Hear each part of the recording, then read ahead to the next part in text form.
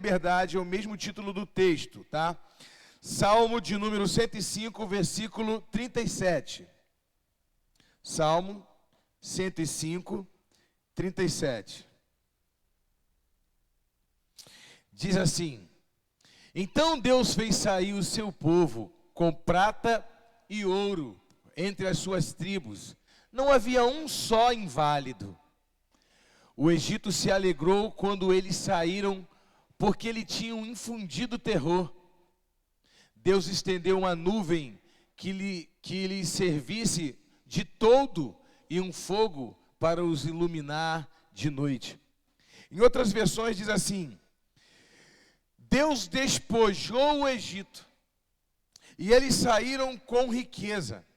Não tinha um doente e nenhum débil no meio deles.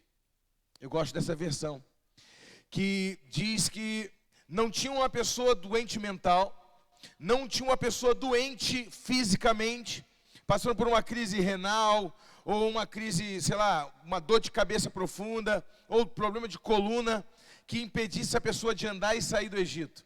Naquela noite, naquela semana da libertação especialmente, todos estavam totalmente perfeitos.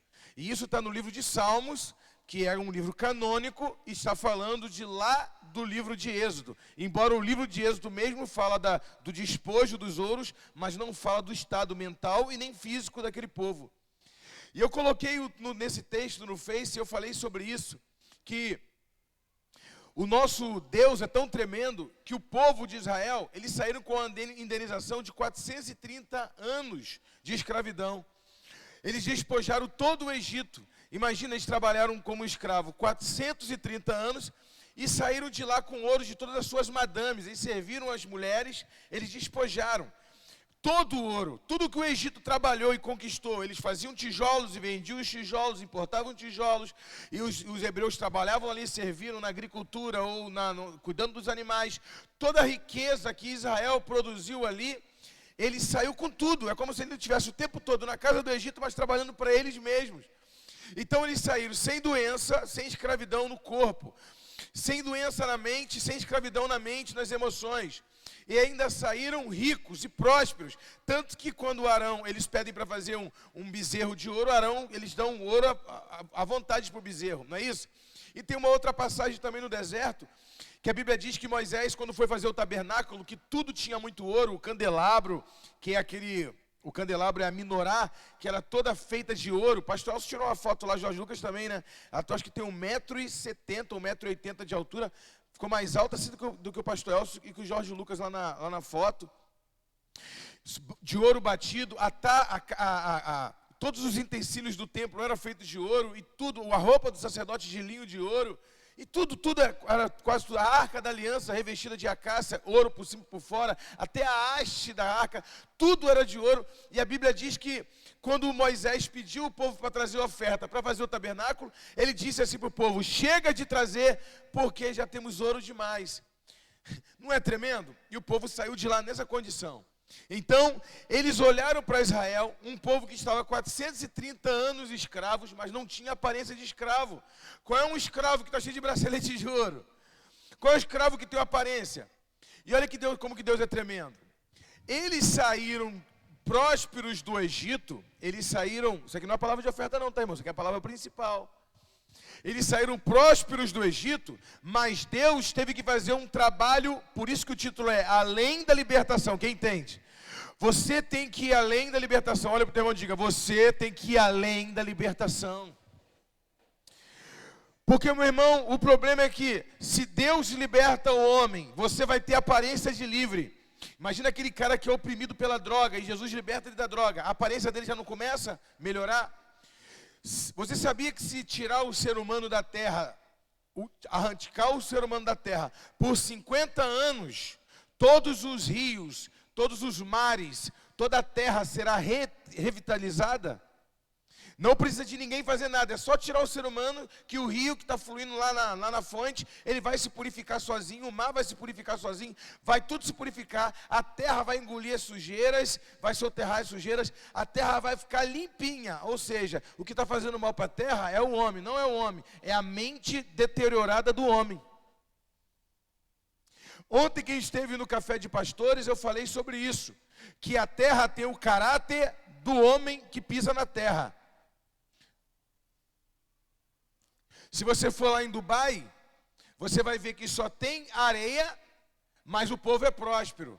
Porque a prosperidade da terra não está no solo, mas está na mente de quem está pisando na terra. Quem esteve no Café de Pastores ontem, eu falei que a água, ela tem memória, registro de memória. Os cientistas já provaram isso, que a água tem registro de memória. E a água que você bebe hoje, por mais que tu compre de garrafão ou de água mineral, ela já passou pelo processo de pelo menos 4 animais consumir essa água. Essa água que tu bebe hoje passou por dentro de 4 animais. Ou ele urinou, ou ficou no seu corpo. Quando ele morreu, ele nutriu, ou seja, como eu posso dizer? Lubrificou o seu corpo. Ele morreu, e o solo sugou todo o suco, toda a água, todo o líquido, foi para os lençóis freáticos. Nós bebemos essa água de novo. A água que tu bebe hoje tem registro de memória de pelo menos 4 seres vivos. Tudo reverbera. Quando Jesus disse, essa pedra é testemunho. Será que eu consigo pregar, gente?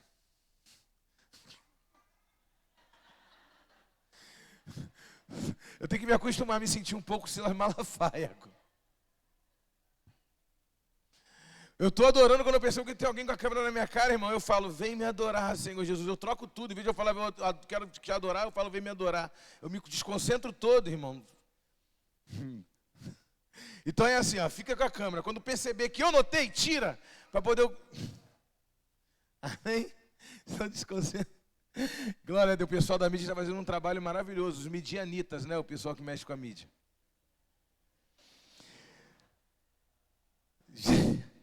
Gente, olha só. É tão tremendo que Jesus disse que essa pedra será testemunho, porque uma pedra ela agarra a vibração da voz. Você sabe como construir o disco de vinil? É porque as pessoas têm o costume de falar de Thomas Alva Edison, que ele criou a lâmpada, né? Você vai sempre ser conhecido por aquilo que você mais lutou. Thomas Alva Edison tentou construir a lâmpada, ele pensou em desistir depois que ele tentou 718 vezes, ele tentou desistir pela primeira vez, depois que ele tentou 718 vezes. Foi a primeira vez que ele falou, eu acho que eu vou desistir. Então aquilo ali marcou a história dele, porque foi o que ele mais perseverou. Mas ele é o criador do cinema, irmãos. Sabe o que é o cinema? Ele também é o criador do disco de vinil. Vocês não lembram do disco de vinil? Quem lembra do disco de vinil? Tu tinha da Xuxa, do karaokê da Xuxa, não tinha? Minha irmã me deu eu quebrei, porque eu fiquei triste que ela acabou com o balão mágico quando ela entrou na Globo. E aí, né, o disco de vinil não é assim, pastor Elcio? Aí gravava, era um disco de cera, colocava em cima, não é assim? Colocava a agulha em cima e girava. E ele soltava, a voz estava presa ali na cera. E quando a agulha passava, ela soltava a voz era trepida. Por isso que ela passa na sua corda vocal e ela fica trepidando. E ela agarra. Por isso que quando eu falo aqui, quanto mais pessoas, tem que ter um som melhor. O pastor Vinícius sempre fala sobre isso, tem que ser um som melhor. Quanto mais pessoas, o som agarra em você. Sabia disso? O som agarra na nossa roupa, agarra na nossa pele, nos nossos poros. Então... aberto assim, o som vaza, o som tem que ficar por aqui, ele tem que reverberar por aqui e ele prender. Quanto maior a multidão, não é por causa da multidão faz barulho não, é porque a gente consome o som. Ou seja, quando eu estou falando aqui, a palavra está agarrando em você. Por isso que quando você se expõe, pelo menos se expõe ao ambiente onde é pregada a palavra, você já tem libertação. Por mais que o inimigo está querendo atrapalhar você de prestar atenção no que está sendo pregado, por mais que o inimigo fica te distraindo toda hora com a criança ali mexendo com o negócio, por mais que o inimigo tente te distrair, ele nunca vai conseguir roubar de você tudo o que você veio buscar, porque se você está nesse ambiente, a palavra já está agarrada em você, já está trabalhando no seu subconsciente. Quem está entendendo? Quem dá uma salva de palmas para o Senhor Jesus? É tão tremendo, gente, que o salmista diz que quando ele sai com pose com cara de rico, né? Ele sai nem cara de escravo. Porque você veio de onde? Eu vim da escravidão. As mulheres com braceletes de ouro desse tamanho, das donas egípcias. E aí Deus é tão tremendo que sabe que dinheiro não compra roupa, porque lá não tinha shopping no deserto, né? Então o que Deus fez? eles têm que passar pelo deserto. Por quê que eles precisam passar? Imagina, Gladys, a Ariane com 10 mil no bolso e o shopping tudo fechado. Meu Deus do céu, não dá. Vai ficar agoniada. Meu Deus do céu, onde que eu gasto? Vai jogar pro alto, vai rasgar. Ela tem que fazer alguma coisa, irmão. Não adianta. Agora imagina só, as mulheres tudo com ouro e o deserto, no meio do deserto. Meu Deus, onde eu vou gastar? Onde eu vou empreender isso aqui? Não tinha como. E aí, para não haver murmuração, Deus faz a roupa crescer no corpo deles. Imagina, a criança cresceu 40 anos no deserto. O pé da criança cresceu, não trocou. Poderia não simplesmente você pegar o sapato do seu avô que morreu, e o outro pegar do outro, o irmão mais novo usar do irmão mais velho? Não poderia simplesmente usar essa lógica? Não. Deus, isso também não seria um bom gerenciamento, uma boa administração? Mas Deus foi além disso. Deus fez o sapato crescer no pé, irmão. Deus fez tudo para o povo não reclamar. A Bíblia diz isso. Sabe por que Deus fez isso tudo? Para que a murmuração e a mentalidade corrompida do homem não caísse na conta de Deus. Deus fez de tudo para que o povo não murmurasse, não dissesse: eu tenho essa mente medíocre, eu tenho essa mente desse jeito, eu penso desse jeito, porque Deus me fez pensar desse jeito. Olha como é que Deus faz o homem pensar. Olha para você como está saindo do Egito. Eu sou próspero. Olha como é que Deus faz você estar. Estou com o meu chinelo no pé, estou com a sandália no pé, estou bem vestido. É assim que Deus quer que você pense de você. Por mais que você não tenha o que você sonha hoje, mas você vai ser resultado daquilo que você pensa de você. É a sua mente que controla o seu destino.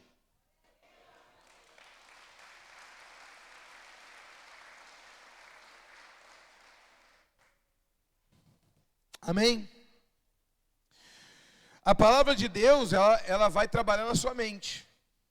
Mas é o que você resolve pensar, é fruto das suas escolhas. Memória seletiva. Vem pensamento de derrota, vem pensamento de tristeza, vem pensamento de vitória, vem pensamento de conquista. Você vai selecionar qual pensamento você quer permanecer pensando. Isso vai definir o seu destino. Memória seletiva. Deus te dá todos os recursos. E aí o povo sai do Egito e Deus diz: eles têm que passar pelo deserto para que haja uma transformação da mente. Senão vai ser igual aqueles caras que ganham na Mega Sena e em 2 anos está pobre de novo. Por quê? Porque eles não são ricos, eles são pobres com dinheiro. Eles vão voltar ao estado original deles, a ficar pobre de novo. Agora, um rico, quando ele perde tudo, ele é um rico sem dinheiro. Logo, logo ele vai voltar a ser rico de novo. Ele só não tem dinheiro, mas ele é rico. Viu a diferença? Existe rico sem dinheiro, existe pobre endinheirado. E agora eles saem do Egito muito próspero. Repito, irmão, isso aqui é uma palavra de transformação de mente. Não é de oferta não vou pedir oferta aqui não. Acabou, a ofertória já acabou. É só com o pastor William aqui. É só para vocês entenderem que muitas das vezes o que Deus confia a você se perde, não é culpa de Deus não, é culpa da falta da transformação de mente para reter o que Deus te deu. Deus te deu um casamento, você por falta de restauração, de renovação da sua mente, tu perdeu teu casamento. Porque você teve um modelo de um casamento do seu pai que gritava com a tua mãe: bota minha comida, eu quero a gema com ovo mole. E gritava e tratava a tua mãe, e acha que a tua esposa vai aturar isso. Você perdeu o casamento porque o teu pai vivia numa geração, você vive no outro. Teu pai não teve o discipulado que você tem. Teu pai nunca entrou numa célula. Teu pai não estava aqui ouvindo uma pregação como essa. Então cada um é responsável pelo nível de conhecimento que adquiriu. Se você perder teu casamento, é por falta de renovação da mente, não é porque Deus foi ruim. Por que Deus não interferiu? Por que Deus permitiu o meu casamento acabar? Deus não permitiu, você que permitiu quando não se deixou ser tocado no seu entendimento.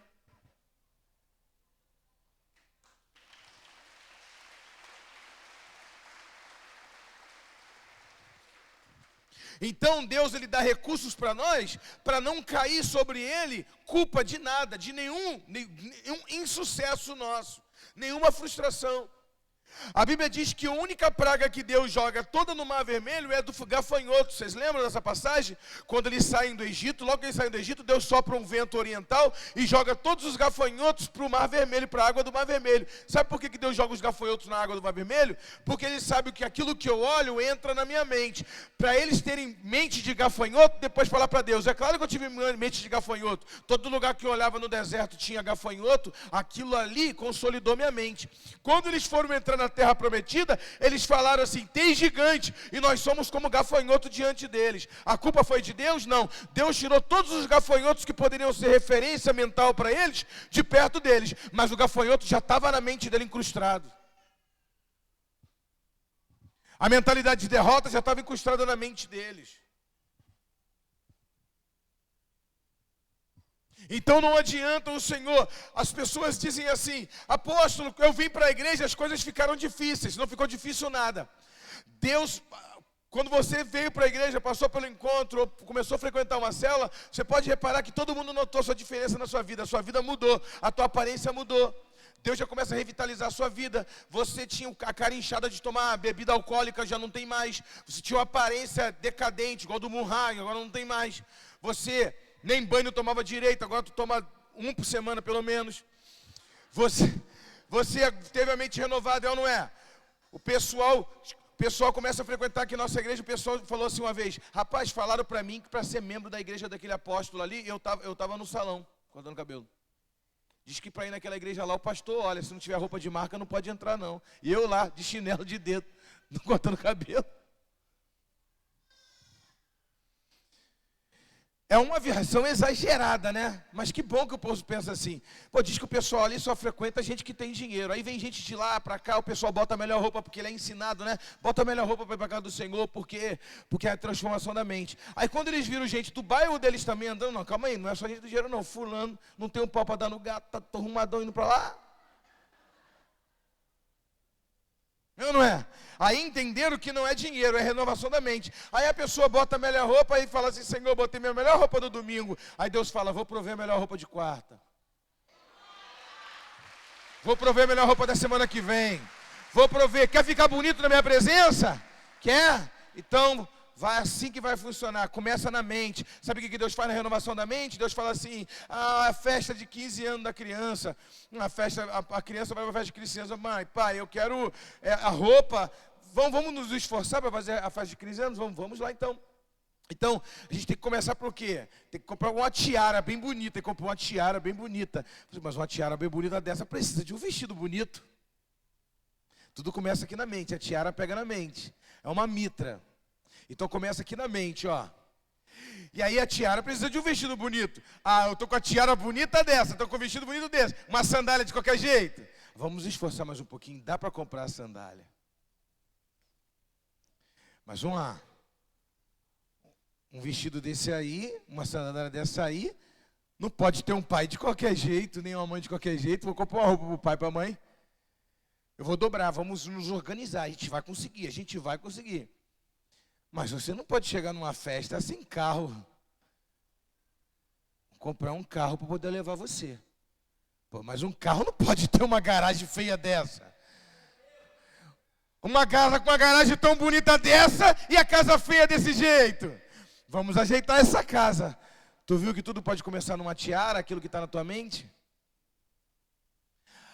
Você se permite ter a mente transformada e acreditar que Deus, Ele já colocou em você o que você pode ser. Mas o diabo, se você não tiver a mente transformada, você não vai ser nada. Ele vai nortear o seu destino. É uma batalha na mente. E depois você fica com um julgamento nos seus pensamentos, dizendo: será que Deus não está me vendo? Será que Deus não se importa comigo? Se Deus não se importasse, não dava nenhuma indenização dessa, rapaz, para o povo de Israel. Colocou eles no deserto para quê? Para não ter uma influência nem de futuro e nem de passado, mas um relacionamento presente com Deus, porque o deserto não tem imagem nenhuma, nada que condicione a sua mente nem para frente nem para trás, mas agora só no presente, porque o pensamento, tudo que você pensa está associado a um conhecimento. Se você pensa algo é porque você tem conhecimento. Eu fiz uma pergunta para a professora de psicologia, o seguinte: professora, se tudo que eu penso está relacionado ao meu conhecimento, se uma pessoa nasce surdo e nasce cego, o que ela pensa? Ela não soube responder, não. Ela disse que tem um estudo muito bom sobre isso, que era para eu ler o estudo, mas que ela mesmo não... De repente ela nunca tinha parado para pensar sobre isso. Eu sei que é uma árvore. Ela vai ver a pregação, mas ela não sabe qual é a professora, não. Tem várias lá. Essa aí que eu estou falando é gente boa. Essa que está vendo a pregação. Imagina? Então, como disse Einstein, né? Einstein disse isso. A imaginação, ela é mais poderosa do que o conhecimento.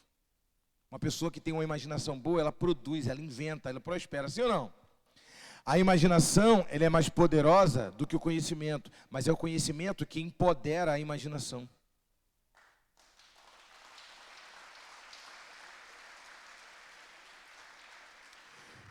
Quando eu sei o que é uma árvore, e eu que sei o que é uma manga, eu já consigo imaginar uma mangueira cheia de manga. Eu já imagino eu comendo a manga. Tudo parte de um conhecimento. Eu já imagino várias mangas, eu já imagino encaixotando manga, importando manga.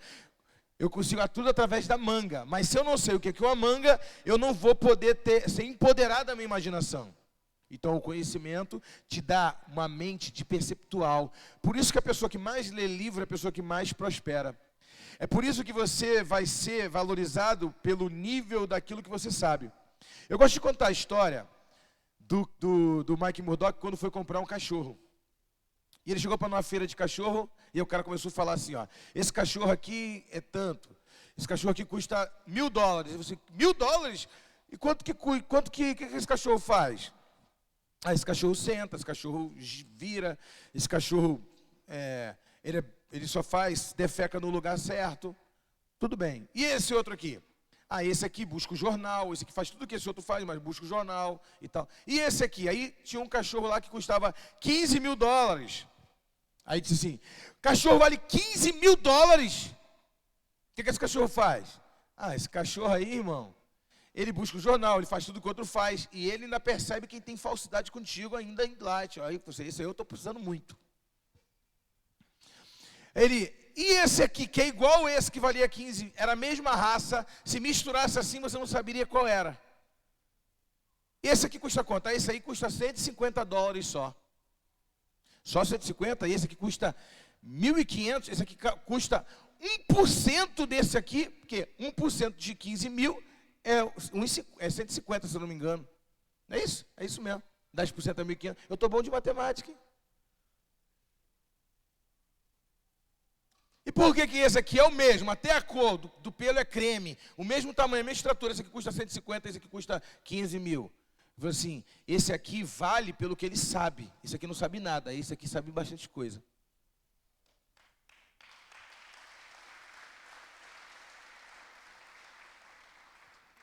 Tem um conhecido meu, que ele tem uma situação, ele é um homem muito próspero, um camarada próspero. Sempre foi um cara muito, muito próspero. E quando foi agora, há pouco tempo, semana passada, né, irmão? Ele me fez uma proposta, ele falou, Davi, quero abrir uma empresa, tu não quer ser meu sócio, não? Eu falei, tu sabe que eu sou pastor e eu quase não tenho tempo, né? Ele não. O investimento vai ser tanto. Eu falei assim, mas eu não tenho dinheiro para investir. Ele, não quero que você não precise de investir nada, nem dinheiro, nada. Eu só quero que você invista o que você sabe. Eu falei assim, mas eu não tenho tempo para ficar em empresa. Eu já larguei a minha empresa para poder ser pastor em tempo integral. Ele falou assim, se você ficar uma terça-feira, 3 horas na parte da manhã, de 9 às 11, uma quinta-feira, de 9 às 11, 3 horas na quinta, 3 horas na terça, e treinar uma equipe de venda, a gente já é sócio. E ainda falei para ele assim, vou pensar e vou orar. Uma pessoa, ela vai te chamar para a sociedade sem dinheiro, sem estrutura, sem nada, é porque ele está muito interessado no que você é, no que você tem, mais do que você, e está muito mais interessado no que você sabe, no que você tem. Quem está entendendo? Então, se você deixa Deus transformar sua mente e novos ensinamentos, as pessoas, a prosperidade vai atrair. Deus vai atrair a prosperidade da sua vida, não só a prosperidade financeira não, relacionamentos, networks. Deus sabe recompensar quem se permite ter a mente transformada. Uma pessoa recebe um ataque na mente, critica tudo, critica que o pastor é isso, critica que o líder é aquilo, vive de picuinha, vive de reclamaçãozinhas, se pega coisinhas minúsculas e não deixa a mente ser transformada, expulsa coisas que Deus tem enviado para elas, porque não se prepara para aquilo que Deus tem preparado para elas. São pequenas distrações e coisas grandes de Deus estão passando batido. Enquanto pequenas distrações têm roubado coisas grandes, as pessoas com essas distrações têm se agarrado a coisas medíocres e pequenas. Quem pode dar outra salva de palmas para o Senhor Jesus?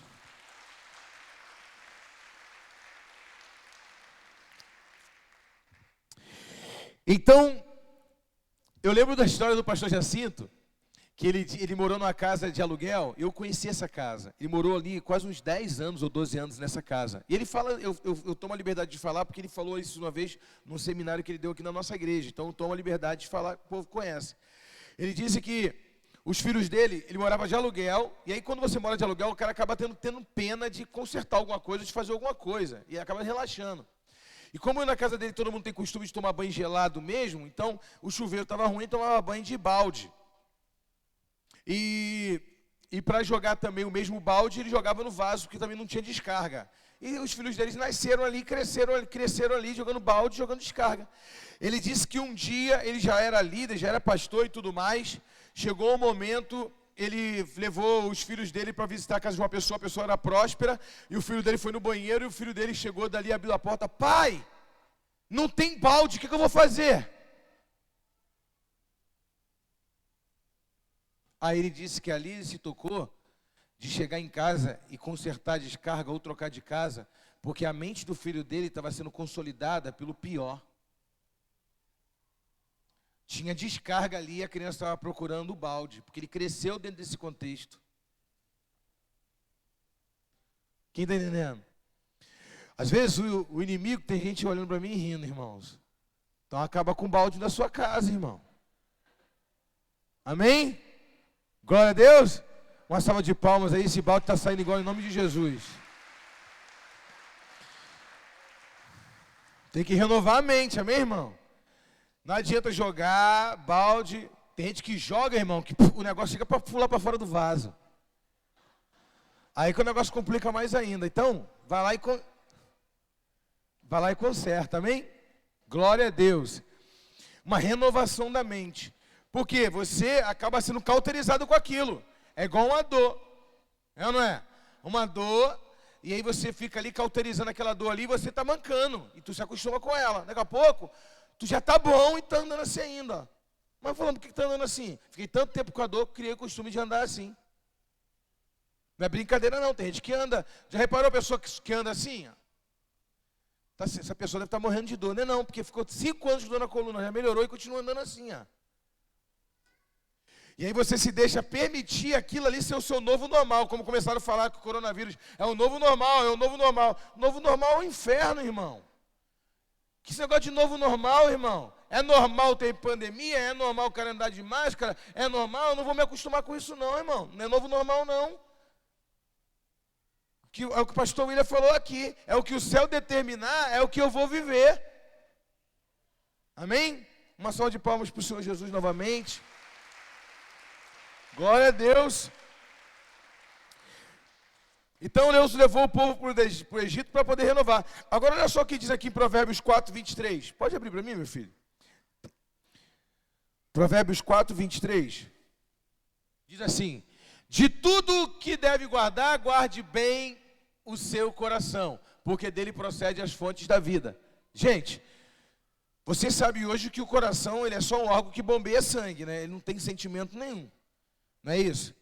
Antigamente se achava que o coração tinha alguma coisa, embora no coração exista neurônio no coração, você tem neurônio no estômago, você tem neurônio no coração. Dizem até que descobriram um terceiro cérebro, né? A ciência descobriu um terceiro cérebro, que no estômago tem um cérebro, que é chamado de cérebro intestinal, que ele, claro, ele não age, mas tem gente que age com esse cérebro, tá vendo? Que você faz um jejum, e a pessoa começa a comer, quebra o jejum. Qual o cérebro que comandou ele? Não foi nem o límbico animal, foi o cérebro. Acorda, pastor Ramalho. Pastor Ramalho, acorda. Eu estou falando baixo porque eu não quero te acordar com susto. Não está dormindo não. Está olhando para dentro, não está dormindo não. Tá certo. Tá. Desculpa interromper, desculpa. Pastor, só arruma um travesseiro para ele. Se ele cair daí vai ser igual eu.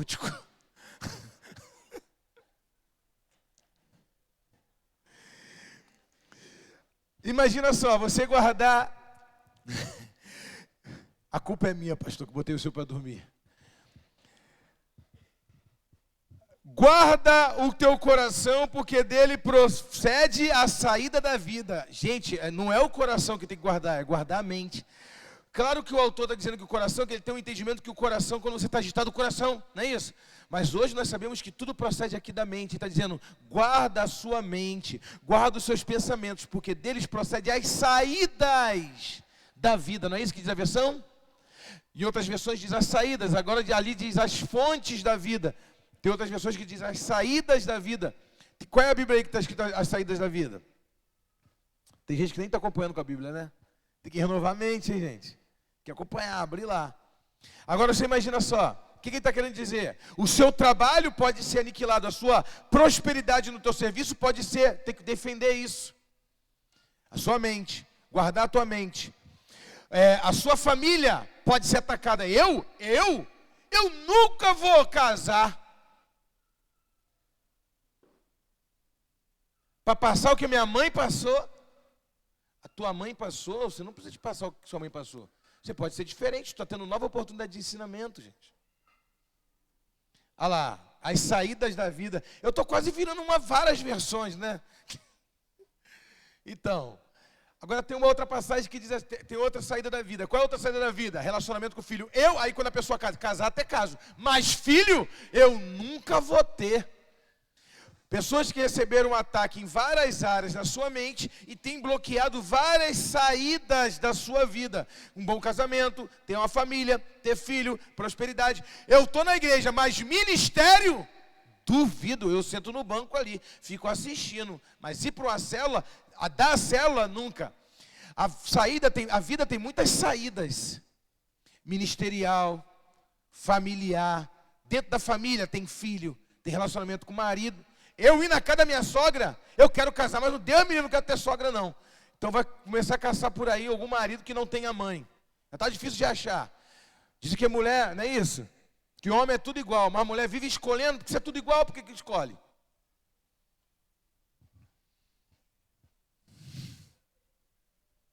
Não é assim? Aí a pessoa quer selecionar. Não, eu quero que seja assim, ó, entre 30 a 28 anos de idade. Eu quero que não tenha filho. Eu quero que seja assim. Ainda tem aqueles que acham que o cérebro é um problema. A minha vida é o meu cérebro. O meu cérebro não funciona muito bem. Aí confunde cérebro com a mente. O cérebro é um órgão. A mente é uma função do cérebro. Isso já confunde o que a pessoa diz assim, ó, quando uma pessoa ela entende da seguinte maneira. Vamos lá. Fulano teve um AVC, teve um ataque cerebral. Aí já começa ataque. Não, a mente não é ataque, é acidente vascular cerebral. Está entendendo? É um acidente, não é um ataque.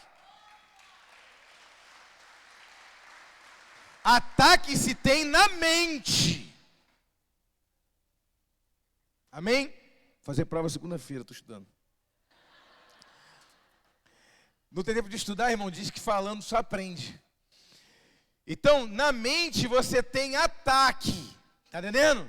O que se tem ali não é ataque cerebral, é um acidente vascular cerebral. Inclusive, a gente está orando pela vida do irmão do pastor Elcio, que teve, né, um AVC, né, pastor Elcio? A gente está orando. Porque quando uma veia, ela vaza ou estoura, que tem esse acidente vascular, o sangue ele derrama. E aí se costuma dizer no senso comum que o derrame, a pessoa teve um derrame. E aonde o sangue derrama, na célula ou no neurônio que ele derrama, ali para de funcionar, nunca mais funciona. Então, se o cérebro se encharcar de sangue, a pessoa morre, não tem como recuperar. Aonde o sangue passa, então tem que esperar 48 horas para saber o problema que teve, porque tem que saber até onde que o sangue vai, onde o sangue vai parar. Aonde o sangue for se alastrando, aquele lado ali, uns perde o movimento da mão, outro da fala. E aí, se a pessoa tiver um AVC, que é no cérebro, se a pessoa tiver um AVE, que é um acidente vascular do encefálico, ou seja, que é ou tronco encefálico ou no cerebelo, aí é morte. Ou morte ou um problema muito mais sério. Então, um AVC, o cara pode se livrar, mas um AVE, dificilmente o cara sai sem uma sequela muito grande, ou acamado, ou tetraplégico. Você está entendendo? Então, a pessoa confunde isso. Até aí, a pessoa já confunde o que é ataque E o que é acidente? No cérebro é só um acidente. Ataque você tem na mente. E a mente não é o cérebro. Ele é uma função do cérebro. Então, se preocupa em cuidar do seu cérebro. Mas se você não cuida da tua mente, você compromete até o teu cérebro.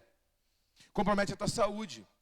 Deus está dizendo o seguinte, olha, se você não cuida da tua mente, ou seja, o cito da tua emoção, da tua psique, ou da sua psique, se você não cuida dos seus pensamentos, você vai comprometer todas as saídas da sua vida, seu convívio social, a sua prosperidade, a sua família, a sua casa. E aí vai dizer, aonde estava Deus? Ele estava dentro de você dizendo, guarda a tua mente, eu te dei a minha palavra vai guardar o teu coração, vai guardar a tua mente.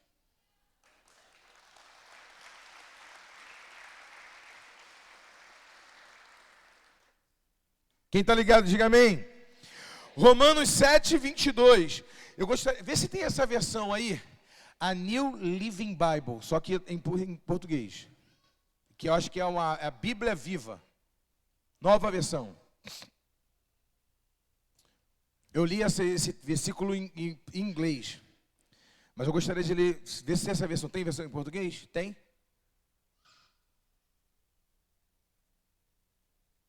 É porque ela vai falar do jeito que eu... Versículo 7, 22. Que diz assim, porque segundo o homem interior, tenho prazer na lei de Deus, mas vejo nos meus membros outra lei guerreando contra a lei da minha mente, me faz prisioneiro da lei do pecado que está nos meus membros.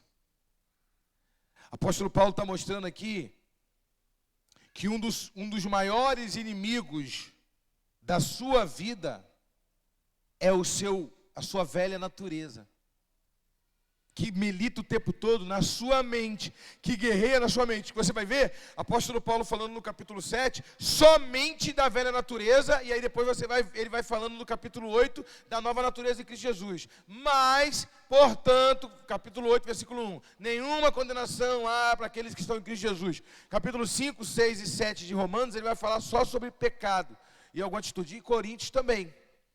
Ele vai falar, tanto a carta de Paulo aos Coríntios, quanto aos Romanos, vai mencionar isso. E essa passagem de Paulo aos Coríntios, ele vai mencionar isso, e ele vai até o capítulo 8, capítulo 9. Também em Coríntios. Agora aqui em Romanos. Olha o que ele diz. A mente me faz prisioneiro. Prisioneiro aonde? A velha natureza. Eu conheço pessoas que elas dizem assim, eu vou jejuar para matar a carne.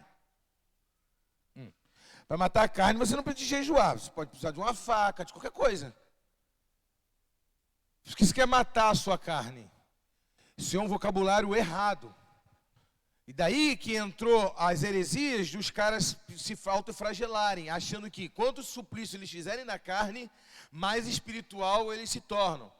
Então, se eu maltratar a carne, ou se eu tampar a carne com um blusão, com uma roupa, ou se eu acabar com a minha aparência física, com a minha vaidade, isso vai elevar o meu espírito e as minhas emoções. Então, eles acreditam que aquilo que é aparente, aquilo que é a carne, vai tornar ele mais espiritual. Irmão, se feiura deixasse alguém espiritual, tem gente aqui que vai para ser arrebatado.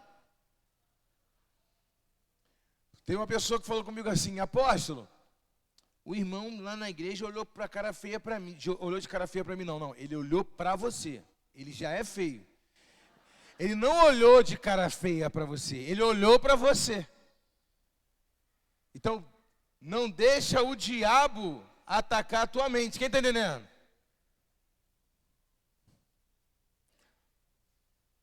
Olha para o teu irmão e fala assim, então eu te perdoo. Olha para ele e fala, eu te perdoo. Eu pensei que era proposital.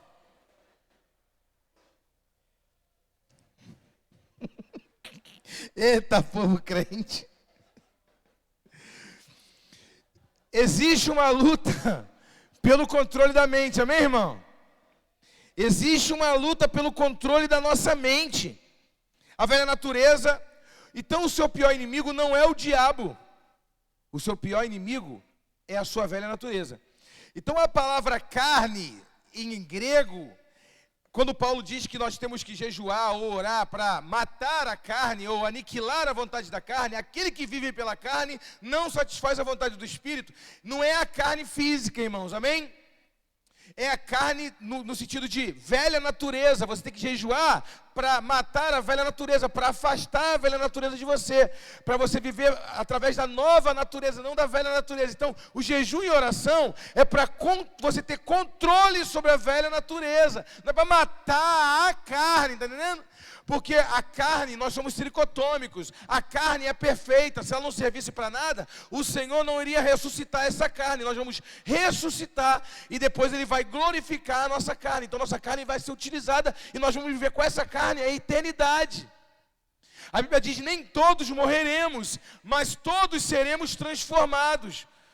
Ou seja, aqueles que vão ser arrebatados vão ser transformados, a carne vai ser embelezada ou glorificada. Se tiver um defeito, ele vai ajeitar. Se tiver um problema, ele vai ajeitar. Ele vai levar. O problema, a questão é que a nossa carne é importante para Ele. Por isso que Ele quer que a gente alimenta bem o corpo. O corpo é templo do Espírito Santo. Então, ali, a velha natureza. O apóstolo Paulo diz aqui, ó. Vamos lá. Romanos 8:5. É na mesma versão. Bota nessa versão Bíblia... A nova versão da Bíblia Viva, isso. Que diz assim: porque os que são segundo a carne inclinam-se para as coisas da carne, mas os que são segundo o Espírito, para as coisas do Espírito. O que o apóstolo Paulo está dizendo ali, no grego, as coisas da velha natureza. Você está entendendo? A velha natureza sempre vai querer te sabotar. Ele vai querer mostrar a cervejinha, ele vai querer mostrar a droga. Deus não é contra o prazer. Por isso que Deus colocou prazer no ato sexual. Deus não é contra o prazer. Por isso que Deus colocou prazer quando tu come uma maçã, ou quando tu come uma fruta. Deus não tem contra o prazer, por isso que você sente um prazer quando tu mergulha numa água geladinha e tu está naquele calor, teu corpo sente um prazer, a sua pele dá vontade de ficar lá de baixo assim, tu sai, não é gostoso? O prazer, não é prazeroso você pular numa água? Deus colocou prazer no homem. Agora, existem prazeres que alimentam uma velha natureza, esse nós temos que nos afastar. Você está entendendo? É prazeroso jogar um videogame, é prazeroso tu assistir um filme em família saudável. Então, Deus não nos inibe dos prazeres da vida. Deus nos inibe, ou diz para nós abandonarmos, os prazeres do hedonismo. O prazer que sustenta o homem perverso. Aquilo que danifica a saúde, que é uma droga. Aquilo que danifica o casamento, uma segunda pessoa no casamento. É o que danifica o teu sono, que danifica a sua família. O que te faz o prazer de jogar na maquininha lá, que faz gastar dinheiro e traz transtorno para a tua família. Esses prazeres que destroem e deterioram a sociedade, esse não é segundo Deus. E é esse que a velha natureza vai querer que você volte a fazer. E o diabo é o seu segundo inimigo depois. Ele é o inimigo maior, que mais odioso é o diabo. Mas o maior inimigo que tenta nos atrapalhar nem é o diabo, é a nossa velha natureza. Porque o diabo, você diz assim: Satanás, eu te repreendo, sai em nome de Jesus. Mas você não pode dizer para a velha natureza: vai, sai em nome de Jesus. A velha natureza, você suprime ela com oração, jejum, palavra e submissão a Deus.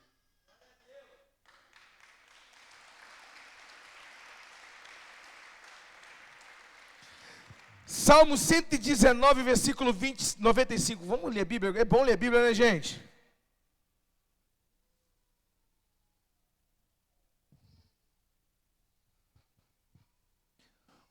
Os ímpios estão à espera para destruir-me, mas eu considero os teus testemunhos.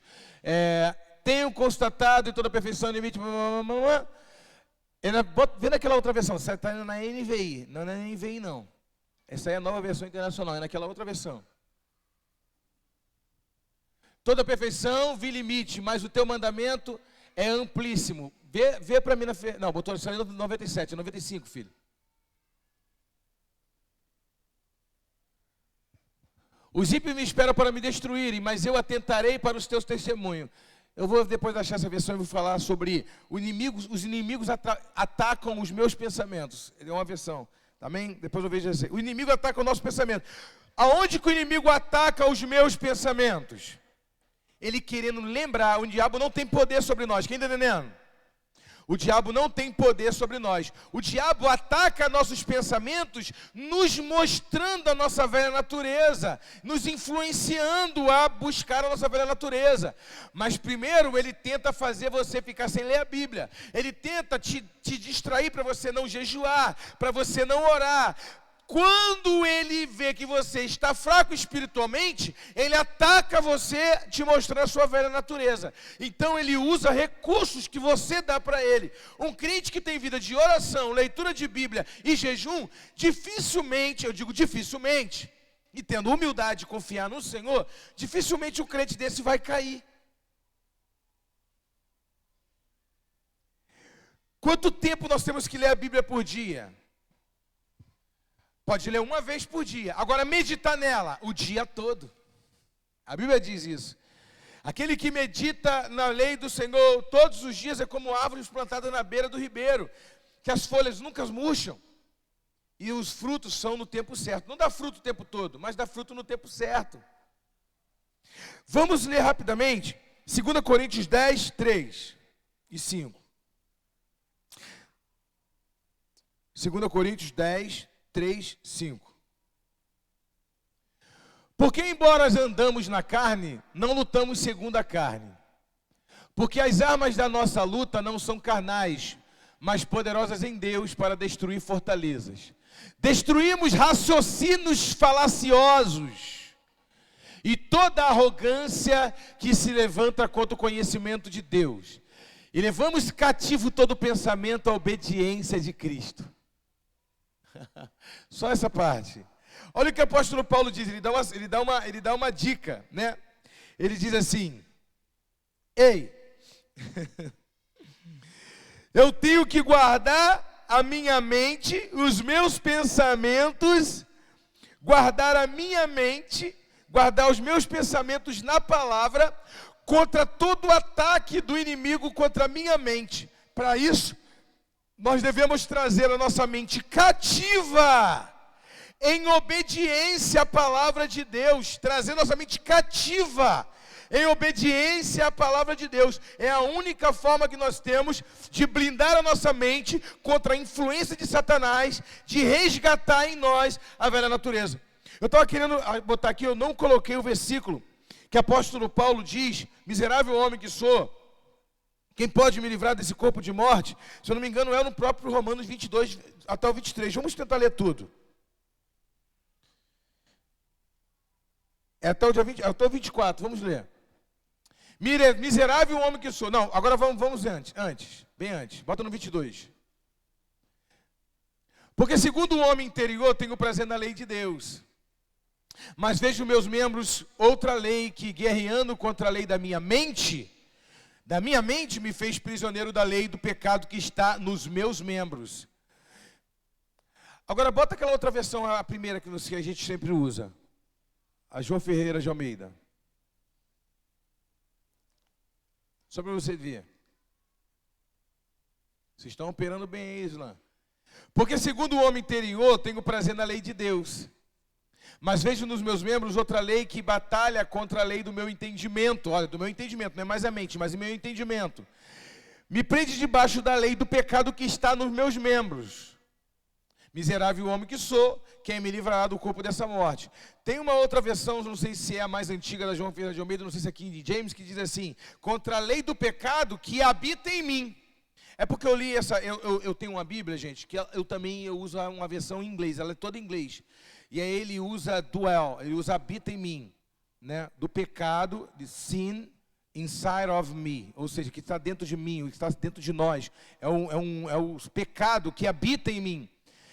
A lei, ou seja, ele está dizendo que o diabo, ou o inimigo, a lei, ela mostra que eu necessito da graça, mas ela não me mostra só isso, ela me mostra que eu sempre vou ser atacado no meu entendimento, porque a velha natureza, ela ainda habita dentro de mim. Aí ele continua dizendo: miserável homem que sou, Quem me livrará desse corpo de morte?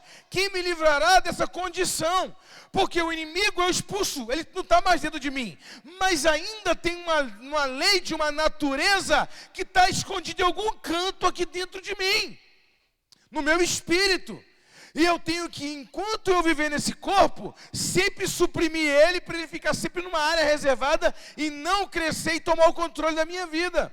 A única forma que eu faço para colocar ele no lugar dele é lendo a Bíblia, orando, jejuando. É como se fosse um antibiótico para não deixar aquela célula maligna se desenvolver e tomar conta do teu corpo. Então, irmãos, o crente ele começa assim: poxa, estou desanimado, eu não quero mais ir para a igreja, não sei o que está acontecendo comigo, eu não quero mais dar célula, não sei. Aí eu pergunto: quantas vezes está orando por dia? Está lendo a Bíblia? Não está. É o efeito daquela velha natureza crescendo e tomando conta dentro dele. É lógico que vai acontecer isso.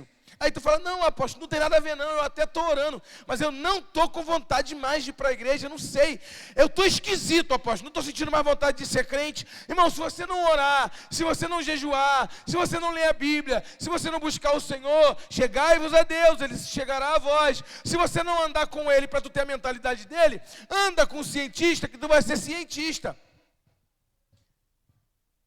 A tua mente vai ser transformada, segundo os estudiosos, nessa área de neurolinguística e tudo mais, que você é uma síntese das 5 pessoas que mais convivem contigo.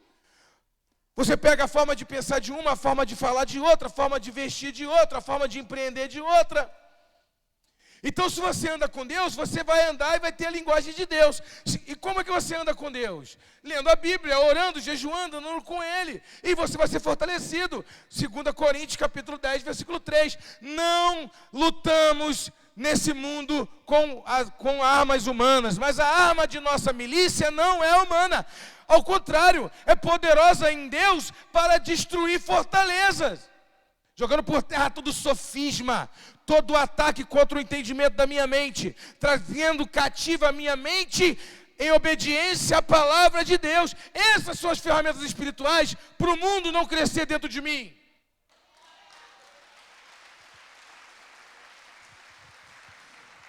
Ministério de Louvor, pode subir. Eu estou dizendo